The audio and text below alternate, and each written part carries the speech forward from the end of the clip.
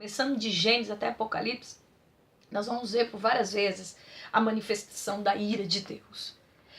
E pode ter certeza, você não suportará essa manifestação. A manifestação da ira de Deus. E o lago de fogo retrata a manifestação do julgamento de Deus em relação ao pecado. Esquece esse negócio de fogo, de enxofre, de capeta com capeta é fichinho. Quem falou que lá no lago de fogo você vai ser atormentado pelo diabo? Você não vai ser atormentado pelo diabo. O lago de fogo é julgamento para o diabo. E é julgamento para todos aqueles que morrerem em morte espiritual. O lago de fogo é a manifestação da santidade de Deus. E é a pessoa eternamente sendo atormentada pelos seus pecados de forma consciente. A gente vai falar, tá? Tudo isso. Estou adiantando um pouco. Quando eu falar, vou falar melhor, é porque eu vou parar nos assuntos. É a manifestação da santidade de Deus. Lembra de Isaías, quando ele viu a santidade de Deus, quando ele viu a glória de Deus, ele disse o quê? Ai de mim, ai, aquilo doía, dói, sabe o que é doer? Sabe o que é o pecado? Eu não sei como é que tem um monte de gente que pode se prostituir, que pode mentir, que pode invejar, que pode, sabe, grandes líderes evangélicos que não têm vergonha na cara com a sua corrupção. Continua, meu querido, pegando dinheiro dos outros, continua brincando com o evangelho, continua se fingindo de santo, sendo que você não é santo coisa nenhuma. Continua brincando que você vai passar uma eternidade no lago de fogo. Não é o diabo te atormentando, não são os demônios te atormentando, é a santidade de Deus, é a ira de Deus contra o pecado. E Jesus, quando se referiu ao inferno, tá?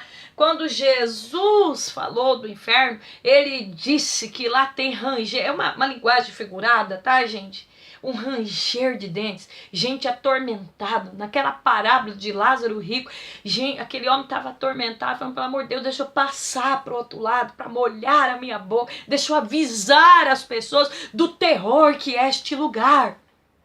Então é a manifestação da ira de Deus, não é diabo atormentando ninguém. Muito pelo contrário, o tormento que vai ter ali é a santidade de Deus. E a santidade de Deus, deixando a pessoa bem consciente dos seus pecados, das suas transgressões. Eu sempre falo para meus alunos, se você errar, se você hoje cometer uma transgressão ou falhar com alguém, às vezes a gente perde noite de sono quando a gente comete algo errado, aquilo fica nos atormentando. Pois é, no inferno, no lago de fogo, bem pior. Lá no lago de fogo é bem pior, tá? Bom, o que eu coloquei mais aqui na apostila? Isto sucederá porque todo e qualquer esforço por parte de Deus em favor do homem terá sido feito, mas em vida alguém pode contrair essa fórmula de morte. Os fariseus que zombaram de Jesus em Marcos 3,29, o anticristo, o homem do pecado, pois blasfemará dos poderes do mundo superior, ridicularizando a sua própria existência. Qualquer pecado desta natureza ultrapassará todos os limites da redenção e, portanto, tornará a criatura ré de um eterno pecado. Assim sendo, conforme se de repente fica subentendido que o perdão é impossibilitado nessa existência terrena e não poderá ocorrer a vida além do túmulo, mas a advertência de Cristo não se prende somente a isto. Ele adverte, se vos não os arrependerdes, todos de igual modo perecereis. Lucas 13, 3b. Então, é necessário o arrependimento. É necessário que arrependimento, metanoia, sabe? Né? Meus alunos sabem disso. Ó, são 4 anos batendo na tecla. Metanoia, mudança de pensamento, mudança de coração, mudança de caráter. Tudo isso é o Espírito Santo que faz, mas é necessário o arrependimento, é necessário a conversão. Bom, vocês sabem disso, que por um homem entrou o pecado e por Cristo, né, superabundou a graça de Deus. Já falei aqui que o Espírito milita contra a nossa carne, tá? Para que a gente não faça o que a gente quer. E o novo nascimento nos proporciona, então, o Espírito Santo agindo em nós para que sejamos santificados e não venhamos ir para essa morte eterna. A gente precisa nascer de novo e ter, então, em nós essa vida espiritual. Somente quem nasce de novo poderá, então, não ir ao lago de fogo. Bom, página 152, página 153, tá? Eu tô dizendo aqui, né, finalizando esse primeiro conceito aqui, tá? Página 153, eu tô finalizando, tá? Dizendo com várias referências aqui, que em linguagem metafórica, Apocalipse 20, 14 diz que a morte, o inferno, o Hades, inferno é a palavra para inferno, do grego Hades, que significa lugar dos ímpios, eles foram lançados, tá, dentro do lago de fogo.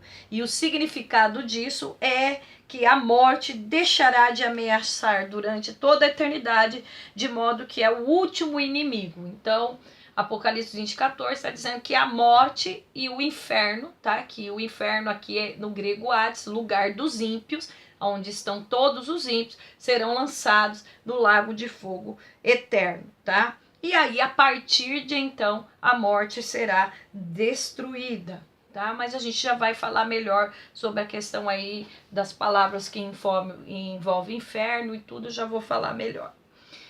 Item 8.3, eu tô falando da imortalidade, tá? Então, conforme eu já falei, as escrituras nos afirmam que o ser humano foi criado por Deus.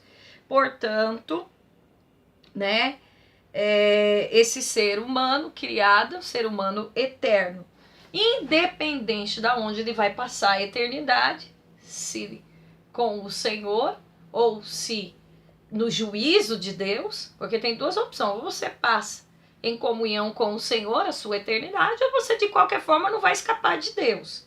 De Deus ninguém vai escapar, porque vai passar uma eternidade. Quando eu disse que a gente é separado de Deus, não é que Deus vai lançar as pessoas no lago de fogo e ninguém vai ter entendimento da existência de quem Deus é, da glória de Deus. Muito pelo contrário.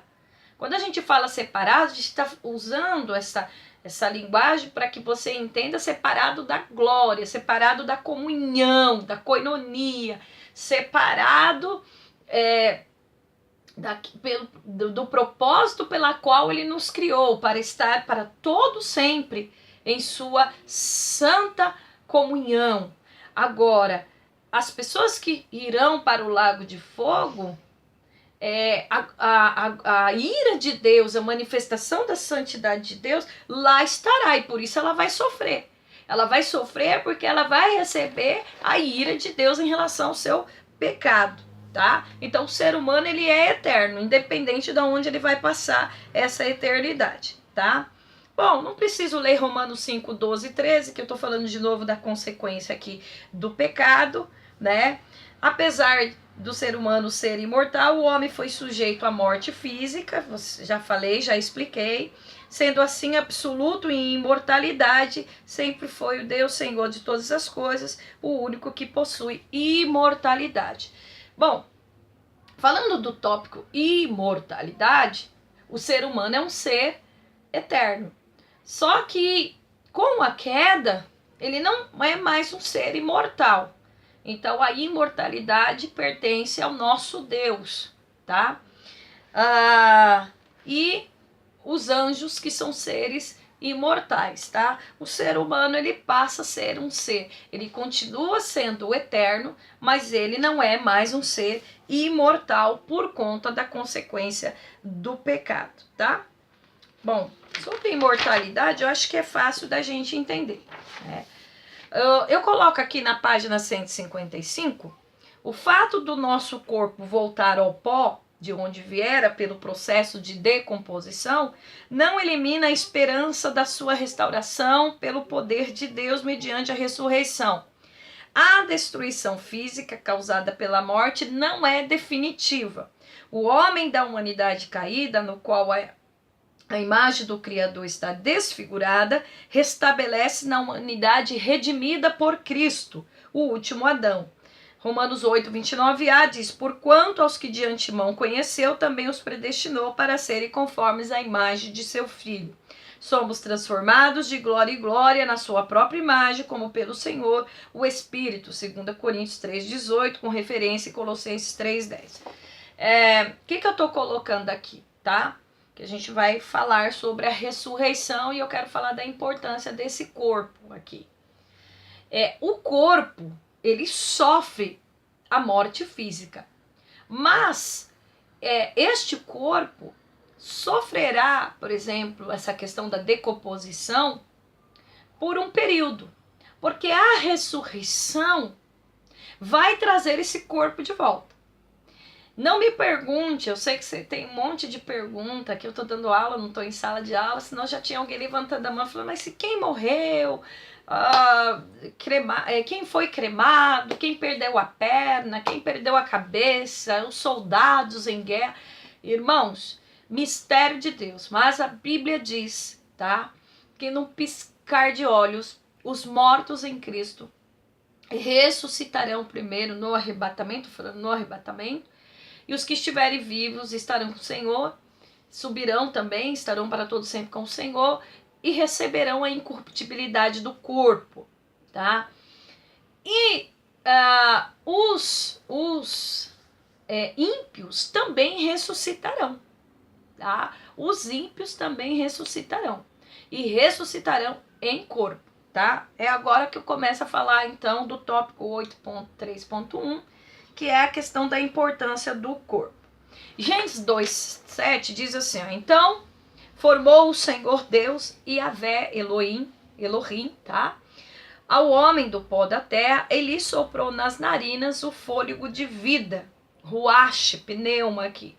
E o homem passou a ser alma vivente, nefesh hayah, tá? Gênesis 2:7. Duas coisas devem ser observadas. Primeiro, Deus pessoalmente, como insuperável artífice de matéria inadequada à escultura, formou o corpo do homem, sendo uma obra de arte do Criador. Seu valor é inestimável, deve ser preservado, conservado, admirado e engrandecido. Gente, quando a gente está falando aqui, nós estamos falando dessa idolatria que se criou em volta do corpo, principalmente as mulheres, né? E essa questão aí da imoralidade, porque o corpo da mulher é um corpo hoje que, gente, na mídia, a mulher se tornou objeto de sedução, de promiscuidade, o corpo exposto. Esse extremo que a gente está tendo, eu não sou contra, tá? Você fazer uma cirurgia estética e tal. Porém, não é disso que nós estamos falando aqui. Por outro lado, a gente está falando teologicamente da importância do corpo. Quem criou o corpo foi Deus. Então você tem que cuidar daquilo que Deus criou, porque o corpo nem seu é. Então, se você tem uma vida, se alimenta mal, se você engorda demais, ou se você tem problema de aquele que emagrece muito, gente, esqueci o nome agora, anorexia, como que fala? Estou falando errado agora. Anorexo, tá? Aronexia, gente, tô falando errado, não importa, tá? A professora de teologia falando errado. Mas enfim, você não cuida do seu corpo, você está deixando de cuidar de algo que não te pertence, é do Criador. Então é isso que teologicamente a gente quer passar. Segundo, tá? Deus vitalizou o homem como seu hálito, ou seja, ruach. Em decorrência dessa vitalização, ele passou a ser nefesh hayah, ser vivente. O animal também é um ser vivente, mas a sua vida procede de uma ordenação de Deus à natureza. Disse Deus: produz a terra seres viventes conforme a sua espécie, animais domésticos, répteis e animais selváticos, segundo a sua espécie. E assim se fez, Gênesis 1:24. A vida do homem, portanto, procede do espírito. Vamos lá. Os animais, tem alguma descrição em Gênesis dizendo que Deus soprou ruach no homem? Soprou o espírito? Tem alguma passagem que diz que Deus soprou ruach nos animais? Não, não tem. O texto bíblico está dizendo assim, que Deus deu uma ordem: produza a terra os seres viventes conforme sua espécie, animais domésticos, animais selvagens. Mas no ser humano, ele sopra o seu espírito. Então o ser humano não é como um animal, tá? Então o ser humano é a obra-prima da criação de Deus. O ser humano, ele possui, tá? Isso tem a ver com a imagem e semelhança de Deus. Ele é um ser espiritual. Ele pode interagir com Deus porque Deus deixou o espírito, deixou esta parte chamada espírito para que o homem tivesse comunhão, interação. Deus é um Deus de pessoalidade. Com o pecado, o ser humano destituiu essa interação. Ele não deixou de ser um ser espiritual. Tá ali. E isso que eu acho lindo. Se Deus não tivesse soprado o espírito, o ser humano seria como um animal. Morreria, acabou. Tá? Não é assim. Por Deus ter dado o espírito ao homem, quando o homem morre, tem uma consequência. Ou ele passa a eternidade, como eu falei, em comunhão com o seu Criador, ou ele estará sujeito à morte eterna, ao lago de fogo, tá? E o que é que Jesus faz? Já falei isso, Jesus, ele restaura, tá? Por isso que a gente tem que ser conforme a imagem de Jesus. Ele restaura, olha o que eu tô colocando aqui, o novo homem, restaurado por Jesus Cristo, tem o seu corpo eminentemente valorizado e nobilitado, pois foi transformado em templo do Espírito Santo. 1 Coríntios 6,19. Então, o corpo, tá? Ele passa a ser habitação de Deus, este corpo. Porque Deus criou este corpo e a finalidade deste corpo é exatamente isso, tá? Eu coloco aqui, ó, a ênfase do Novo Testamento não está na defesa de uma alma imortal, independente do corpo, embora esta seja a realidade provisória do estado intermediário, morte física. Eu vou falar do estado intermediário já já. Mas na doutrina da ressurreição, pela qual nosso corpo mortal se revestirá da imortalidade. Então abram comigo em 1 Coríntios 15, que está dizendo assim, ó, porque é necessário que este corpo corruptível, por causa do pecado, se revista da incorruptibilidade e que o corpo mortal se revista da imortalidade. Então, o que acontece? Cristo, na sua volta, ele vai restaurar. Então, o homem não foi feito à imagem e semelhança de Deus. Ele vai restaurar de forma plena e total essa imagem e semelhança de Deus.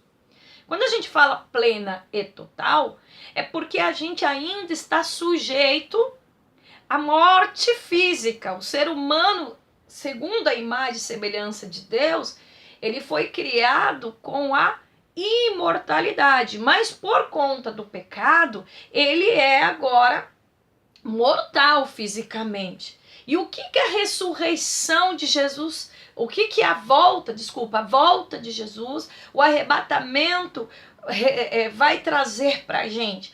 Vai trazer a imortalidade. Então vai ser restaurado esse propósito de Deus. Por isso que ele fala em sua palavra, que a palavra que ele dá não volta vazia, ele tem seus propósitos estabelecidos. Então Deus criou o homem para ser imortal. E a gente está falando agora do corpo, da importância desse corpo, tá? E essa questão do corpo morrer é consequência do pecado. Uma vez que Cristo nos livra da consequência do pecado, então haverá restauração plena e total da consequência do pecado. Então a gente vai morrer fisicamente, mas na volta de Jesus a gente vai ressuscitar e vamos receber novamente a imortalidade. Seremos como Jesus. Vamos abrir o texto de 1 Coríntios 15. Quem negar isso cria heresia, mas porque foi por isso que Cristo morreu. Eu não sei se você pode glorificar a Deus e dar a importância ao seu corpo. O seu corpo, tem gente que fala assim, eu não tô nem aí com o meu corpo, eu não tô nem aí. Como assim você não está nem aí? Se você não está nem aí com o seu corpo físico, isso significa que você não entendeu o propósito da criação. E você vai receber, você que é salvo em Cristo Jesus, você recebe a restauração do corpo, tá? 1 Coríntios 15. Vamos ler aqui? Vamos ler esse capítulo, tá? Aos poucos a gente vai lendo aqui. Vamos lá. Irmãos, Paulo está dizendo: venho lembrar-vos o evangelho que vos anunciei, o qual recebestes, no qual ainda perseverais. Por ele também sois salvos, se retiverdes a palavra tal como vou-la preguei, a menos que tenha escrito em vão. Antes de tudo, vos entreguei o que também recebi, que Cristo morreu pelos nossos pecados segundo a Escritura. Então, qual é o propósito da morte? Ele morre pelos nossos pecados. E que foi sepultado e ressuscitou ao terceiro dia segundo as Escrituras. Paulo está pautado na palavra. E apareceu a Cefas, e depois aos 12, depois foi visto por mais de 500 irmãos de uma só vez, dos quais a maioria sobrevive até agora, porém alguns já dormem. Depois eu vou falar dessa expressão do dormir, tá? Aqui quando ele está falando dormir é morte física, tá? Depois foi visto, não é sono da alma, não é sono da alma, já vou falar também sobre isso, tá? É morte física agora. Depois foi visto por Tiago, mais tarde por todos os apóstolos. Não existe sono da alma, já vou adiantando. E afinal, depois de todos, foi visto também por mim, e como por um nascido fora do tempo. Porque eu sou o menor dos apóstolos, que mesmo não sou digno de ser chamado apóstolo, pois persegui a igreja de Deus. Mas pela graça de Deus, sou o que sou, a sua graça me foi concedida, não se tornou vã, antes trabalhei muito mais do que todos eles, todavia não eu, mas a graça de Deus comigo. Portanto, seja eu, sejam eles, assim pregamos e assim cresce. Ora, se é corrente pregar-se que Cristo ressuscitou dentre os mortos, como pois afirmamos alguns dentre vós que não há ressurreição dos mortos? Então, havia uma classe de heréticos invadindo a igreja nesta época, tá? E eles estavam negando a ressurreição dos mortos, não acreditavam na ressurreição dos mortos, não acreditavam na ressurreição do corpo. E se Cristo não ressuscitou, é vã nossa pregação e vã nossa fé. E se somos tidos por falsas testemunhas de Deus, porque temos asseverado contra Deus que ele ressuscitou a Cristo, o qual ele não ressuscitou, se é certo que os mortos não ressuscitam. Porque se os mortos não ressuscitam, também Cristo não ressuscitou.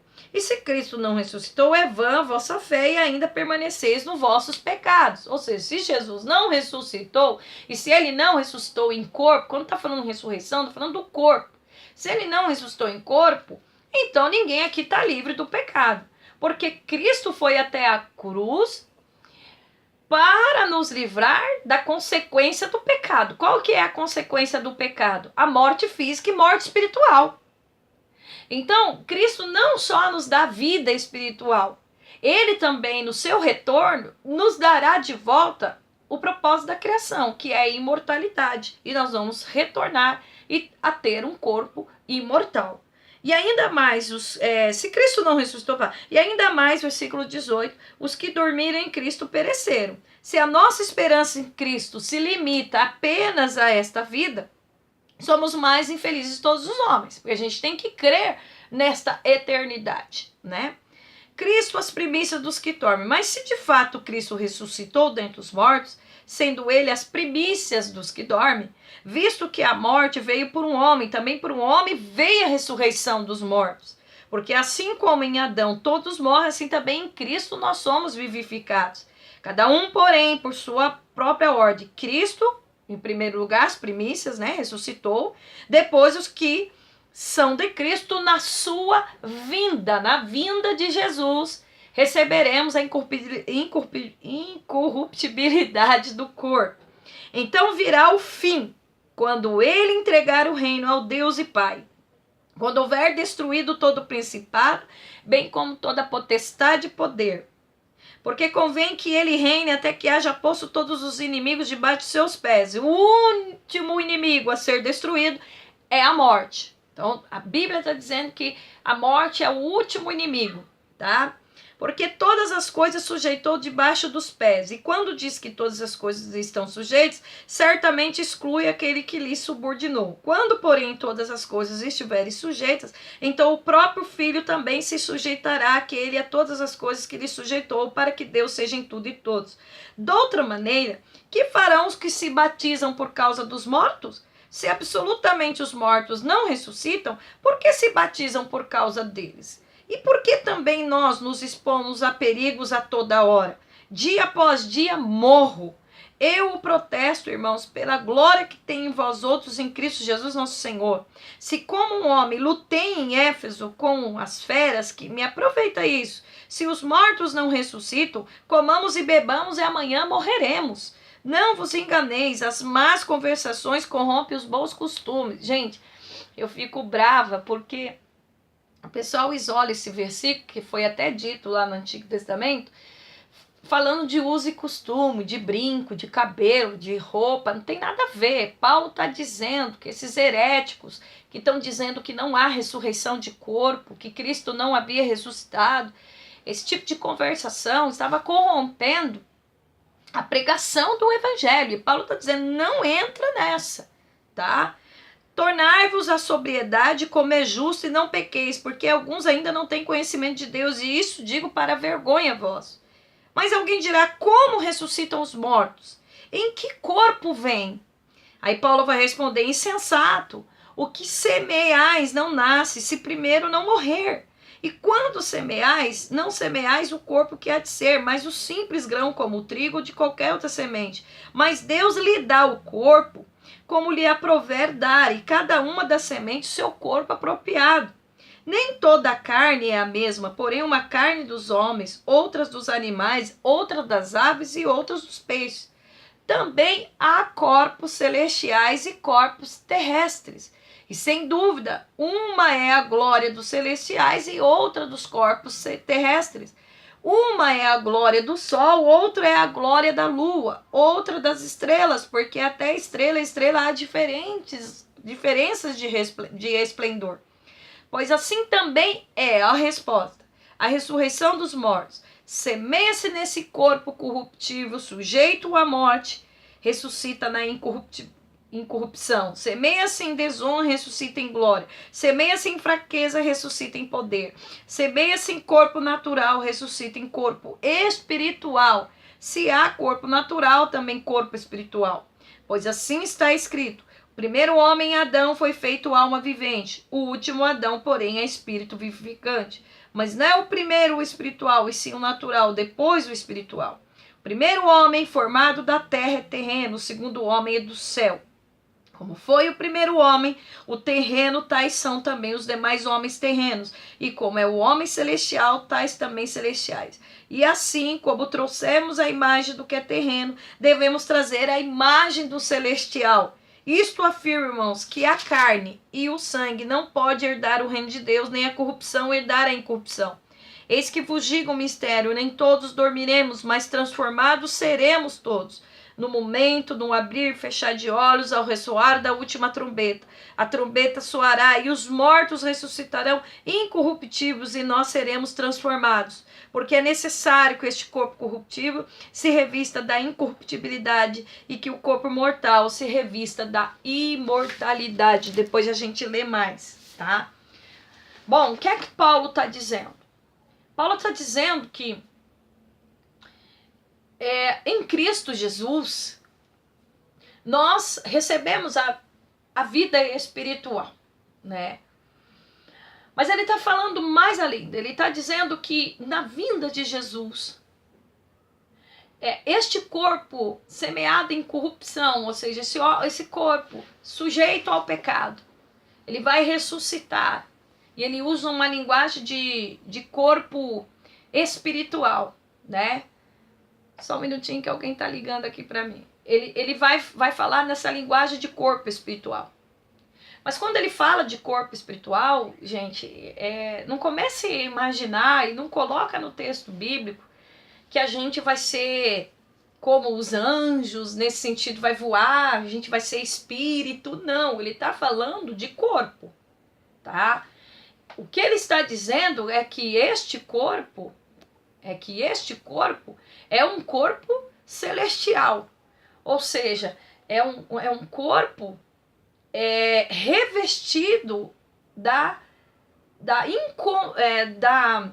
é um corpo que venceu. Como a gente venceu o pecado através de Cristo e nos mantivermos por Cristo em vida espiritual, então a gente ressuscita num corpo incorruptível, ou seja, vencemos o pecado. E por termos vencido o pecado, por termos vivido o evangelho, por termos vivido em santidade, agora a ressurreição do corpo já não é mais um corpo sujeito à morte. É um corpo incorruptível, é um corpo imortal. Então não vamos começar a criar teses sobre este corpo. É o nosso corpo, tá?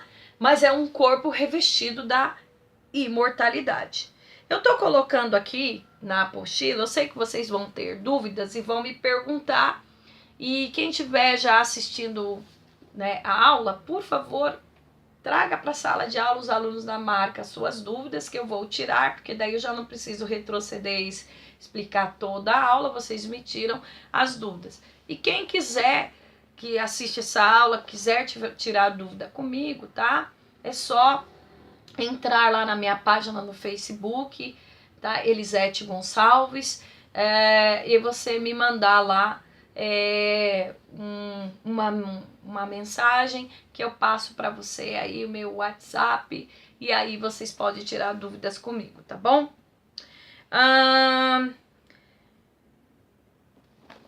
Bom, deixa eu ver aqui na apostila, tá? Bom, esse tópico da imortalidade, depois eu vou falar melhor do corpo incorruptível, que tá tudo aqui na apostila, é que eu acabei adiantando, tá? Mas eu quero fechar esse tópico da imortalidade, mostrando para vocês, então, que o propósito da criação de Deus é, então, retornar a nós a imortalidade do nosso corpo, tá? Bom, vamos falar agora do estado intermediário. Depois a gente fala mais à frente desse corpo da ressurreição aí melhor, tá? Bom, o que é o estado intermediário? É o tópico 8.4 da página 156. O homem, na realidade, é um espírito que possui uma alma e mora num corpo. Presta atenção nisso.